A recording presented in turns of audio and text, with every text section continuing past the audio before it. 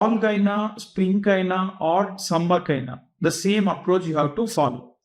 And కొంతమందికి ఏంటి అంటే మేము ఇంకా కంప్లీట్ చేయలేదు ఎడ్యుకేషన్, మేము ఇంకా థర్డ్ ఇయర్ చదువుతున్నాము, ఆర్ లెట్స్ ఫోర్త్ ఇయర్ ఇప్పుడే ఎంటర్ అయ్యాము, ఫస్ట్ సెమ్లో ఉన్నాము అని ఇట్లాంటివి కూడా డౌట్స్ ఉంటాయి.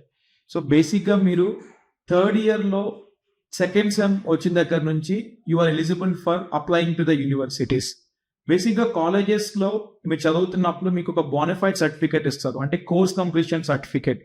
తను 3 years మా దగ్గరే చదివాడు ఆర్ చదివింది, then she's going to or he's going to complete the course year అనేది ఒక course completion certificate, bona fide certificate మీ కాలేజెస్ ఇస్తారు. అది ఉంటే మీరు 4.1 ఆర్ 4.2లో ఉన్నా కూడా you can able to apply for the universities. మీరు planning third year second sem నుంచి ప్లాన్ చేసుకోండి. సో ఫస్ట్ సెమ్ సెకండ్ సెమ్లోకి ఫోర్త్ ఇయర్ ఎంటర్ అయిన తర్వాత you can able to apply for the universities.